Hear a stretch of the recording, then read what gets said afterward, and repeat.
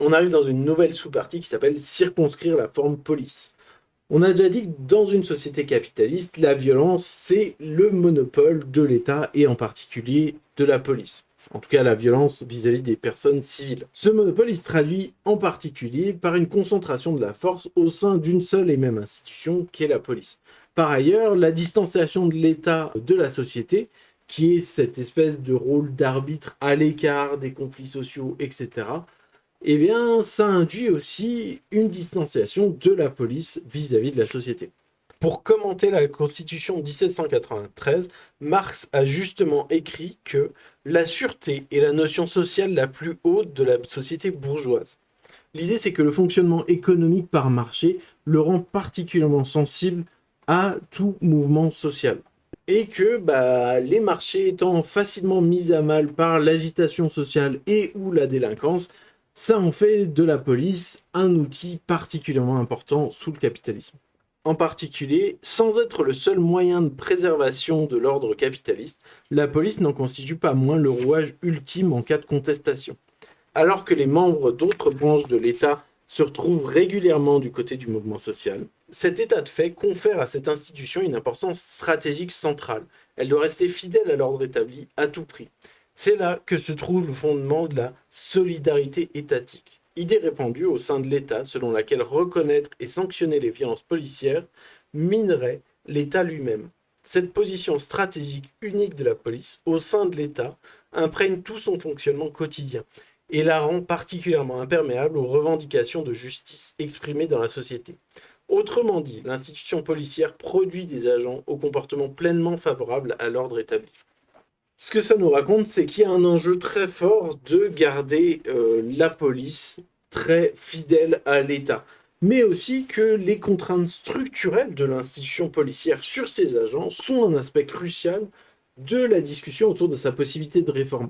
Notamment le fait d'être retiré de la société et d'être mis à part de la société, ça permet de à la fois créer cet esprit de corps dont on a déjà parlé, mais aussi de les extraire des enjeux de rapports de force sociétaux. Dans sa distinction entre appareil répressif d'État et appareil idéologique d'État, Louis Althusser met en avant une sorte de division du travail en vue de la reproduction de l'ordre établi. Dans cette catégorisation, la police se trouve logiquement classée parmi les appareils répressifs, même si dans idéologie et appareil idéologique d'État, Althusser indique brièvement que les appareils répressifs d'État produisent également, dans une moindre mesure, de l'idéologie. Cette approche refait surface dans les débats contemporains autour des violences policières, sans pour autant faire l'objet d'un renouvellement conceptuel. En dirigeant l'attention sur les fonctions que la police occupe vis-à-vis de la société, la conception althussérienne peut conduire à négliger la forme particulière de la police en tant que branche spécifique de l'État moderne, et la manière dont elle produit, à ce titre, un corps de fonctionnaires singulièrement étanche par rapport à la société. C'est pourtant ça qui détermine la forme sociale spécifique de la police. On prend le temps de noter que Louis Althusser, c'était quand même une raclure qui a buté sa femme. Par ailleurs, qu'est-ce que ça raconte? C'est que cette extraction de la police du reste de la société et cette imperméabilité au champ des discussions sociales, c'est déterminant et structurel pour ce qu'est la police en tant qu'institution. Et donc on en vient à parler de l'imperméabilité institutionnelle. On peut déjà s'intéresser à la composition sociale de la police, c'est-à-dire que pendant un certain temps, la hiérarchie interne se divisait en trois corps, les commissaires, les officiers et les gardiens de la paix. Chacun de ces corps correspondait plus ou moins à une structuration en classe sociale. En revanche, depuis 1980, les classes populaires sont de moins en moins présentes dans la police. La part des enfants de cadre a été multipliée par 2. Et puis, si la question de l'origine sociale, elle reste intéressante, il faut quand même garder en tête que le métier de policier, ça attire pas un échantillon représentatif de la population. En effet, une majorité de personnes qui décident de devenir policiers se caractérisent par une conception purement répressive du métier. Les profils concernés estiment par ailleurs que l'augmentation de la délinquance est principalement due au manque de sanctions de la part de la justice et à l'insuffisance de places de prison. En suivant la même logique, ils considèrent également que la criminalité pourra diminuer grâce à une collaboration plus étroite entre les différentes branches de l'appareil coercitif, police et gendarmerie, Avant même de franchir la porte d'entrée de l'institution. Ils forment donc un groupe peu sensible aux difficultés quotidiennes rencontrées par la population et partageant un goût pour les moyens autoritaires. Et à ce biais d'autosélection, à savoir les gens qui vont postuler au poste de policier ou policière, s'ajoute en plus la formation et l'esprit de corps qu'elle inculque. Dès le début de leur formation, les jeunes policiers développent une solidarité horizontale par leurs pairs et une fascination pour l'expérience de leurs formateurs, avant d'embrasser la vision du monde des collègues plus anciens qui les accompagnent dans leurs premiers pas sur le terrain. Grosso modo, l'esprit de corps et la formation, ça leur inculque une vision uniforme et homogène de la société qui est partagée par un peu tous les policiers et policières. Le conformisme et l'autoritarisme sont deux marqueurs très forts de l'institution qui éloignent les policiers du reste de la société, désormais clairement perçus comme hostiles. Pour reprendre les termes de la sociologie de la police, les policiers se considèrent comme vivant dans une citadelle assiégée, ce qui soude le groupe. Cette formation de l'esprit de corps à travers la construction d'un ennemi favorise en retour un comportement excessivement violent qui dépasse le cadre de la violence légitime. Ce fait entre en résonance avec le postulat d'une contradiction entre le respect de la règle et la recherche d'efficacité, un postulat répandu chez les policiers, ce qui est pour le moins curieux chez ceux qui prétendent incarner le respect de la loi. Et donc là, on touche un peu du doigt quelque chose qu'on va répéter plus tard, c'est que en réalité, la police, elle s'inquiète plus de l'ordre que de la loi. Face à la multiplication des violences et des pratiques discriminatoires, le nombre infinitésimal de policiers dénonçant de tels comportements est à juste titre médiatisé. Mais il s'agit bien de l'arbre qui cache la forêt. La vraie révélation contenue dans de telles prises de parole se situe ailleurs. Le silence complice est la règle et les policiers qui libèrent modestement la parole s'exposent au risque de sanctions. Concrètement, ça rejoint cette idée d'esprit de corps, c'est-à-dire que les policiers vont préférer se défendre les uns les autres plutôt que de dénoncer des comportements qui n'ont pas lieu d'être dans l'institution. Et à tel point que, au-delà même de préférer se défendre les uns les autres, ils vont collectivement punir ceux qui sortent du rang et ne défendent pas leurs collègues en dénonçant des comportements inappropriés. À titre d'exemple, il nous parle de l'affaire de Zineb Redouane, qui a été tuée par la police lors d'une manifestation. C'est une dame qui était à sa fenêtre à Marseille, si je dis pas de bêtises, et qui a été touchée par un tir de gaz lacrymogène qui l'a tuée. Cette affaire, elle a d'abord été conclue comme tout à fait normale, puisque l'IGPN a monté un rapport et a assuré que le tir de gaz lacrymogène avait été fait par un tir en cloche, et donc, a priori, il n'y avait rien de mal fait dans la pratique de maintien de l'ordre.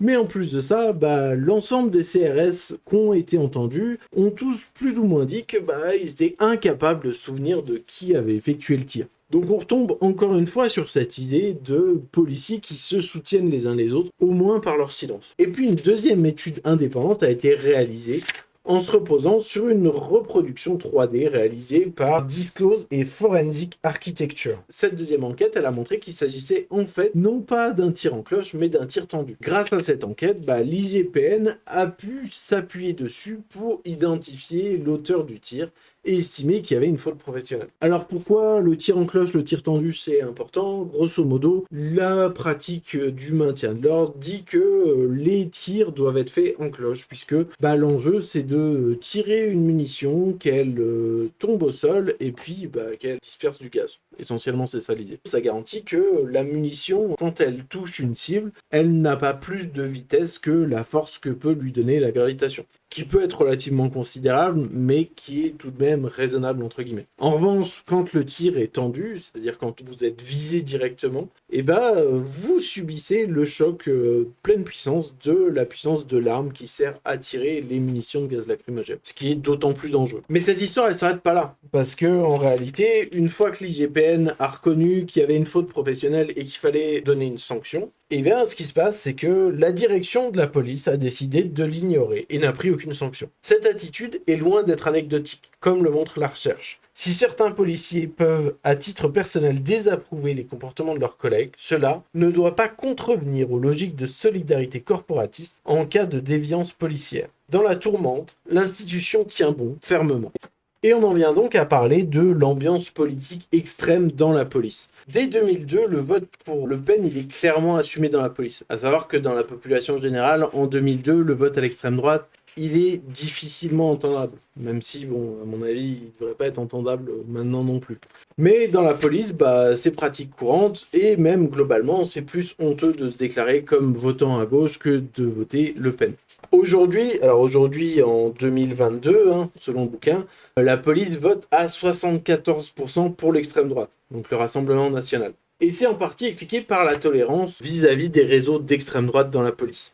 Donc ces réseaux d'extrême droite, c'est des réseaux dont on parle relativement régulièrement, où on se rend compte qu'il y a une messagerie avec plusieurs milliers de policiers qui partagent des idées racistes, des idées sexistes, des idées validistes, enfin tout ce qu'il y a de plus beau dans la police évidemment. Et à ça s'ajoutent aussi les syndicats de police qui sont très particulièrement marqués à l'extrême droite. Mais l'institution et son idéologie d'extrême droite, elle ne s'explique pas uniquement par des groupes militants à l'intérieur, mais par la structure même de l'institution policière. Si celle-ci produit des fonctionnaires racistes, c'est que toute son activité et sa culture interne tournent autour de tels stéréotypes. La sociologie de la police souligne qu'à travers leurs tâches quotidiennes, les policiers sont très souvent aux prises avec la jeunesse immigrée ou descendante d'immigrés, puisqu'on leur demandait de se concentrer sur la délinquance de voie publique, laquelle est une délinquance de jeunes hommes sans occupation, population dans laquelle, par un ensemble de mécanismes comme la désindustrialisation, les jeunes immigrés et leurs descendants fournissent de gros contingents. Une essentialisation raciale en découle. Inscrit dans les routines professionnelles, un racisme latent s'étend à l'ensemble des policiers et s'active en fonction des opportunités. La sociologie de la police a par ailleurs identifié une aversion policière particulièrement prononcée à l'égard des étudiants jeunes privilégiés casseurs. Et c'est visiblement dans la dernière de ces catégories que la police range désormais le mouvement ouvrier organisé qui, depuis 2016, subit sans interruption des violences policières. Le terreau est donc fertile pour des militants d'extrême droite, mais le racisme et l'hostilité envers les mouvements sociaux existeraient aussi sans eux. Et donc on en vient à parler du racisme et l'institutionnalisation du viseur colonial. On revient sur ce qu'on avait dit, où la police s'est effectivement pas dans un tout premier temps construit sur le racisme, mais a très vite adopté ça par la pratique qu'elle avait de maintien de l'ordre dans les colonies, qui a été importée dans l'Hexagone. Maurice Rasfus y souligne que la mobilisation de la police pour des enjeux racistes prend une ampleur plus grande à partir des années 1920. C'est là qu'il identifie le prélude à la participation massive de la police française à la Shoah. Ce terreau ne disparaît pas avec la défaite du fascisme. Outre la timidité des purges dans la police, il est à nouveau fertilisé par la discrimination des populations colonisées et de leurs descendants. Un marqueur fort de la colonialité de la police est le contrôle au faciès, qui se multiplie en métropole dès la fin des années 1940. Fait significatif, à la différence des minorités négativement racisées et des populations bien ciblées comme les travailleuses du sexe et les homosexuels, la classe ouvrière blanche échappait dans une large mesure à ces contrôles routiniers. Emmanuel Blanchard, qui est un sociologue, lui il ajoute que toute tentative d'encadrer ces pratiques de contrôle au faciès, elle est immédiatement perçue comme une défiance vis-à-vis de l'institution policière. C'est-à-dire que pour les policiers et policières, cette pratique, elle est tellement ancrée dans leur conception de faire leur métier que c'est une attaque de remettre en question les contrôles au faciès. Par ailleurs, le racisme dans la police a été lourdement influencé par la pratique coloniale française. Dans les 20 années qui ont suivi la fin de la Seconde Guerre mondiale, la majorité des policiers et gendarmes ont été impliqués dans la gestion coloniale. D'abord en Indochine, puis en Algérie. Ils y avaient tout loisir d'être contaminés par l'ambiance, et bon nombre y étaient amenés à pratiquer la torture et à participer des opérations dites de bouclage, qui visaient à tuer le maximum de rebelles. À travers cette expérience, le regard racial policier s'est aiguisé et s'est généralisé aussi en métropole. Ainsi, les Algériens de métropole durent apprendre à vivre non seulement avec la crainte de contrôle d'identité incessant, redoublé par de fréquentes vérifications approfondies dans les commissariats, mais aussi avec l'angoisse de la conduite dans les centres d'identification, où ils pouvaient être retenus plusieurs jours, voire semaines, hors du contrôle de l'autorité judiciaire. Cette répression au quotidien a familiarisé la police avec le contournement de la procédure pénale et la mise en œuvre d'actions illégales couvertes par la hiérarchie. Concrètement, les policiers, après la Seconde Guerre mondiale, ont pour la grande majorité participé au maintien de l'ordre colonial et à savoir participer à des exactions de torture, de crimes contre l'humanité et de répression et de meurtre. Ce qui est marquant aussi, c'est que concrètement, le moment où la police s'est formée à ce contournement des procédures pénales et à ces classiques faux et écriture de faux, etc., pour couvrir leurs exactions face aux populations racisées, elle a commencé dès l'époque du colonialisme. Le niveau des violences policières montait encore d'un cran lors des manifestations politiques. En mai 1952, 4 Algériens sont tués au cours d'une mobilisation contre la guerre en Corée, et en juillet 1953, la police tire sur une manifestation ouvrière à laquelle les partisans de l'indépendance algérienne s'étaient joints, faisant 7 morts. À ce sombre bilan, il faut évidemment ajouter celui du 17 octobre 1961, ou plus précisément des mois de septembre-octobre 1961. Comme le soutient l'historiographie contemporaine, depuis la fin de l'été 1961, les exactions policières avaient pris des formes et une intensité sans précédent. Noyés par balles, interpellés, conduits en forêt pour des simulacres de meurtre, exécutions commises par des escadrons de la mort, au sein desquels officiers des policiers ou des agents de renseignement s'ajoutèrent aux habituels passages à tabac. On dénonce plusieurs centaines de morts contre l'idée selon laquelle le maintien de l'ordre se serait pacifié en métropole. La décennie 1952-1962 est la plus mortelle enregistrée. Et encore, ce bilan rapide reste cantonné à la France métropolitaine et ne prend par exemple pas en compte les multiples personnes, souvent des ouvriers, tuées par la police au cours de la même période dans les Antilles, et il ignore l'ampleur des violences policières non mortelles. Un constat fondamental s'impose néanmoins. Entre les années 1930 et 1962, la dimension raciale s'est profondément installée dans le répertoire d'intervention policier et ne l'a plus quitté depuis. Et donc ce que ça raconte, c'est que le racisme au sein de la police, il est persistant par la pratique même du maintien de l'ordre. Quand on parle des contrôles aux faciès, effectivement, c'est un truc auquel les policiers et policières s'identifient en réalité et refusent de changer de pratique vis-à-vis de ce sujet-là. À cet égard, on peut dire qu'envisager un réformisme qui débarrasserait la police de l'oppression raciale, ça semble théoriquement possible tant qu'elle ne dérange pas la reproduction des rapports sociaux de propriété établis. C'est-à-dire que théoriquement, on pourrait imaginer que si on arrive à modifier le modèle capitaliste pour qu'il ne soit plus profondément raciste, eh bien la police, dans un système capitaliste, pourrait ne plus être raciste. Mais bon, ça fait quand même beaucoup de travail, alors que bon, on pourrait se contenter de renverser le capitalisme, par exemple. En vient le sujet de la loyauté à l'État. Parce que, en fait, il est plutôt rare que la fidélité de la police vis-à-vis de l'État vacille. Et c'est un point particulièrement important parce que c'est ça qui caractérise à de nombreux égards la particularité de la police moderne. Il y a eu 2 fois en France, à l'époque d'une police moderne dans un état capitaliste, où cette fidélité a vacillé. Et encore, on parle de vaciller, on ne parle pas de police qui change de camp. En 1907, lors de la révolte des vignerons, l'État se rend compte que la loyauté de la police risque de vaciller, et donc il décide de la création des forces mobiles.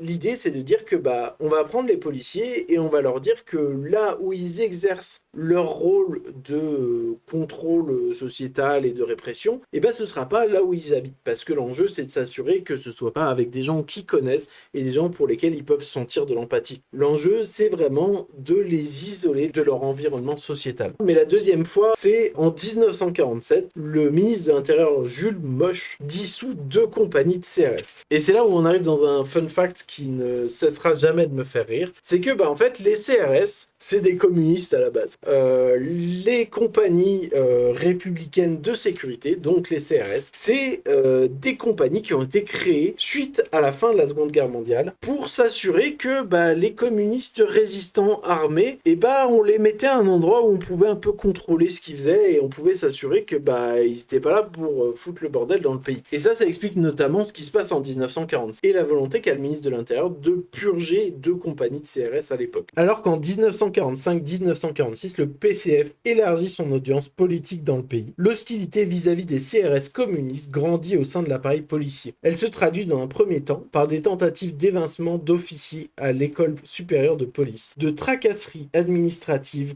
à l'encontre des CRS communistes identifiés et de mises en garde formulées par différents préfets. Néanmoins, tant que les CRS n'étaient pas amenés à effectuer des opérations de maintien de l'ordre, le risque semblait contenu. Éclatent alors les grèves de novembre 1947, mais le détail chronologique est important. L'épuration de CRS réalisée à ce moment n'intervient pas en réaction à des actions concrètes de CRS réellement ou supposément communistes. Elle se fait au prétexte de ce qu'ils auraient pu faire en faveur de la mobilisation ouvrière. Le 14 novembre, jour où le mouvement de grève commence à l'appel de la CGT, les compagnies soupçonnées avaient déjà été envoyées bien loin de l'agitation ouvrière, en Dordogne et dans les Pyrénées-Orientales, pour être désarmées et dissoutes. L'épuration a nécessairement été décidée et programmée programmée à l'avance. Concrètement, les CRS communistes, pardon, c'est toujours drôle, ils ont été soupçonnés de potentielle connivence avec le mouvement ouvrier, puisque ils sont communistes. Et pour ça, dès que l'occasion s'est présentée et qu'on s'est dit qu'il y avait un risque qu'ils rejoignent un mouvement social, eh bien, on les a mis à l'écart et on a démantelé ces unités. L'existence de 2 compagnies composées en partie de sympathisants communistes allait au-delà du seuil de tolérance de l'État. Le message destiné à l'ensemble des unités de CRS était clair. Elles devaient faire preuve d'un engagement sans faille dans les conflits sociaux appelés à se multiplier. Il a été entendu. L'auteur, à cet endroit-là, il suppose que le slogan « La police avec nous » trouverait en partie son origine dans cette anomalie historique, puisqu'effectivement, c'est un peu étrange d'avoir une force de police capitaliste avec des personnes communistes à l'intérieur, mais bon, admettons. Et en fait, les CRS, notamment, le 1er mai 1946, donc le premier jour de la fête des travailleurs et travailleuses et de leurs droits après la victoire contre l'Allemagne nazie, les CRS ont défilé avec le mouvement ouvrier sous le mot d'ordre « Les compagnies républicaines de sécurité au service du peuple ». Pourtant, au moment même de cette manifestation, cette parenthèse éphémère était déjà sur le point d'être refermée. À peine un an plus tard, les CRS expurgés ont ouvert le feu sur des manifestants à la gare de Valence, faisant 3 morts. Pour apprécier ce slogan, il faut donc prendre en considération les circonstances extraordinaires d'où il est issu, ainsi que l'objectif politique associé de mobiliser le prestige de la résistance pour raffermir la légitimité d'un État englué dans la collaboration, et qui n'a pas hésité à faire tirer sur des ouvriers. Concrètement, ce que ça raconte, c'est que la création des unités de CRS, c'est à la fois un enjeu de s'assurer que les communistes résistants armés, ils partent pas dans la nature, on sait ce qu'ils deviennent et on s'assure qu'ils vont pas poser de problème à l'État. Mais en plus de ça, d'utiliser leur image pour se racheter vis-à-vis d'un État qui a largement collaboré avec l'Allemagne nazie et qui a largement contribué à des rafles, etc. Et que structurellement et matériellement parlant, les conditions des personnes qui travaillent dans les unités de CRS ou de police, ils sont quand même très contraints à suivre un mode de pensée qui mène que même ces gens qui étaient supposément communistes à un moment se retrouvent à tirer sur des ouvriers pour réprimer un mouvement social. Et donc lui ce qu'il dit, c'est que l'idée que la police puisse rejoindre les revendications sociales, elle est particulièrement irréaliste. À la moindre éventualité, l'État réagit extrêmement rapidement, voire préventivement. Que ce soit dans le cas de la révolte des vignerons, où l'État met en place quelque chose pour changer l'organisation de la police et s'assurer qu'on évite à la police d'avoir un sentiment quelconque d'empathie vis-à-vis des personnes qui manifestent et remettent en cause l'ordre social. Ou dans le cas des CRS qui sont mis de côté et démantelés avant même qu'il y ait pu avoir quoi que ce soit qui pousse à estimer qu'en réalité ils vont réellement rejoindre le mouvement populaire. Et puis on en vient à la question de l'autonomie de la police, et on parle d'une autonomie sélective. La police, elle bénéficie d'une certaine autonomie, c'est-à-dire que depuis 2016, on voit régulièrement des mobilisations policières. Ces mobilisations qui sont pas sanctionnées et qui sont, d'une certaine manière, on peut dire, tacitement soutenus par le ministère de l'Intérieur. Ce qui fait que ces mouvements policiers, ils vont se permettre d'autant plus de choses petit à petit. Les faits qu'il cite commencent en 2019, où il parle d'une mobilisation policière devant le siège de la France Insoumise dans la tentative d'intimider le parti politique. Puis en 2020, une mobilisation policière devant le siège de Radio France pour tenter d'intimider des journalistes. Et puis on arrive au grand classique de 2021 où ils vont se mobiliser devant le Parlement pour tenter d'intimider le pouvoir législatif tout entier. Dans ce cadre, Ludivine Bantini et Ugo Paletta, eux, parlent de fascisation de la société. À l'occasion de ce mouvement devant le Parlement, le secrétaire départemental d'une organisation à la manœuvre a alors déclaré: nul doute que si cette mobilisation s'avère très efficace aujourd'hui, les digues céderont, c'est-à-dire les contraintes de la Constitution, les contraintes de la loi.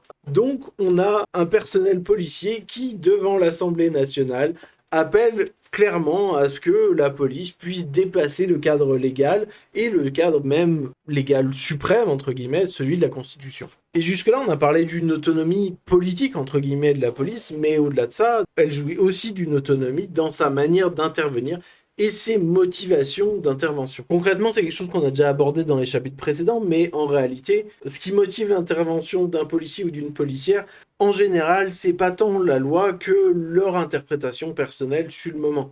Quand on parle du contrôle aux faciès, c'est bien évident qu'il y a un enjeu raciste présent chez les policiers et policières et qui va les mobiliser et leur faire avoir envie d'intervenir face aux populations racisées et non pas face aux populations blanches. On pourrait cumuler les exemples, mais l'expression ultime de l'autonomie policière nous est donnée par le sociologue Ralph Jensen, qui rappelle que le critère déterminant d'intervention d'un policier est son appréciation d'une situation.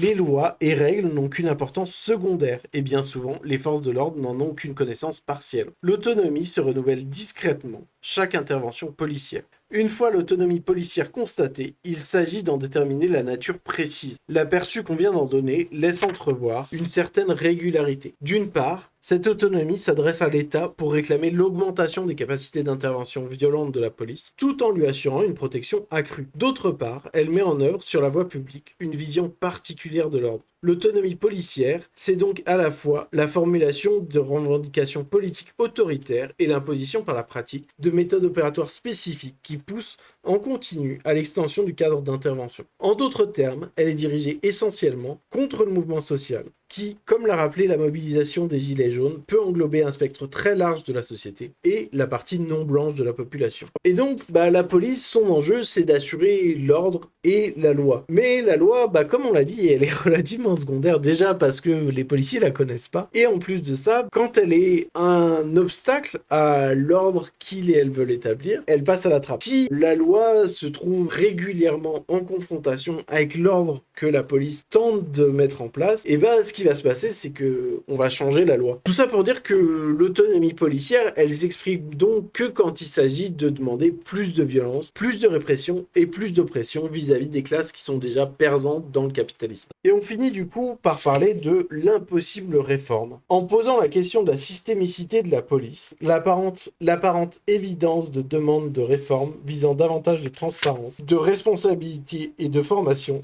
davantage de proximité, de diversité et d'état de droit, et donc davantage de fonds publics, finit par se dissiper. L'espoir d'une police meilleure, qui adviendrait grâce à des améliorations procédurales, s'avère fondamentalement décalé, incompatible avec ce que l'institution est, une forme sociale imperméable vis-à-vis de l'extérieur et d'une extraordinaire cohésion interne, qui réussit à réduire à une révolte conformiste toute tentative ponctuelle d'autonomisation. Ce constat conduit à déplacer le focus sur la procédure de la police vers sa nature. En tant que branche d'un État constitutif de l'accumulation de capital, la police constitue un rouage irrémédiable de la reproduction de l'ordre établi. L'économie politique de l'appareil policier débouche donc sur une conclusion tranchée, l'impossibilité de la réforme. Se demander non pas comment améliorer la police, mais ce que signifie un ordre public géré par la police. C'est aussi comprendre les propos de l'Allemand et de la syndicaliste policière non comme des dérapages, mais comme des moments de vérité profonde. En questionnant la nature de la police, les fondements d'expression faussement intuitives comme «la police nous protège» ou «la police c'est le peuple» volent en éclats. Ou plutôt, elles apparaissent pour ce qu'elles sont en définitive, une justification d'un ordre social structurellement inégal. D'ailleurs, l'objectif de réforme de la police est bien souvent la restauration de la légitimité d'une institution en perte de vitesse. Et c'est toujours leur effet, du moins jusqu'à la vague suivante de violence. Cette légitimité perdue aux yeux d'un nombre croissant de personnes